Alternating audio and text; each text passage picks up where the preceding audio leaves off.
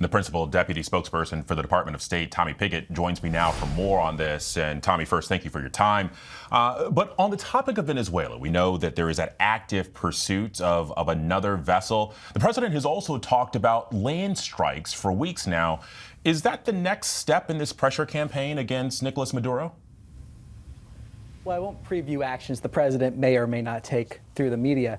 What I can say is the president has been very clear about his concerns regarding the illegitimate regime in Venezuela. The fact that we have seen gangs in mass migration from Venezuela, the fact that we have seen the smuggling of drugs, drug cartels, and the Venezuelan regime working with those cartels, as the secretary has described. The president has been clear. He is going to stop the flood of deadly drugs coming into our country. He is going to defend the American people. The other thing that we've been tracking, the administration is now recalling dozens of diplomats from overseas, their posts over the next couple of months. First, why is this happening, and what will happen to those diplomats? Well, look, this is part of a normal process to make sure that the president has his ambassadors in these countries. Ambassadors are representatives of the president when they're overseas, and this is part of that process to make sure that there are people that the president has appointed, been confirmed by the Senate, in those positions. So this process will be ongoing. I think it's important context to remember this in the historic results of this administration, the ability of President Trump to push forward his foreign policy agenda, the many successes, conflicts ended, America First policies, the ending of mass migration, the investment into this country. And so many ambassadors around the world have played key roles in that. We're going to see those efforts continue. And ultimately, when these ambassadors are recalled and come back to the State Department, we encourage them to find other ways, if they so choose, to help implement the president's agenda and new jobs at the State Department.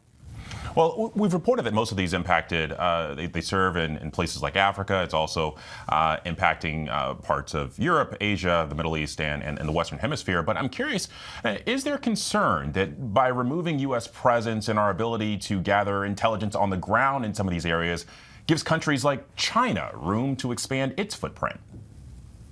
We're not going to see the removal of those capabilities. You're going to see U.S. presence there.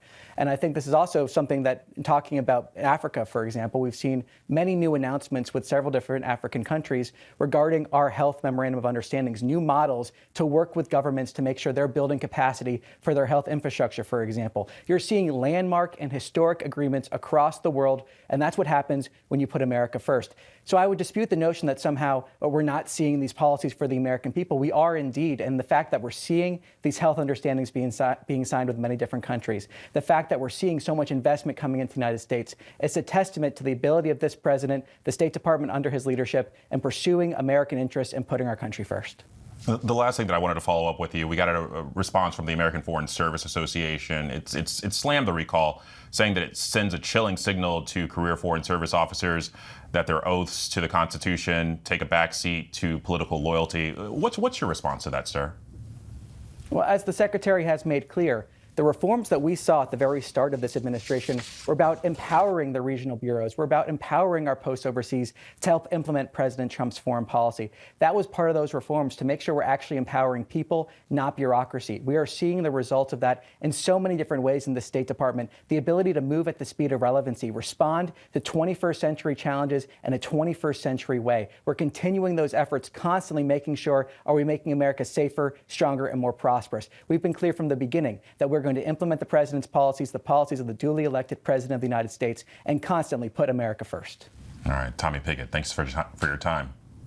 Thanks for having me on.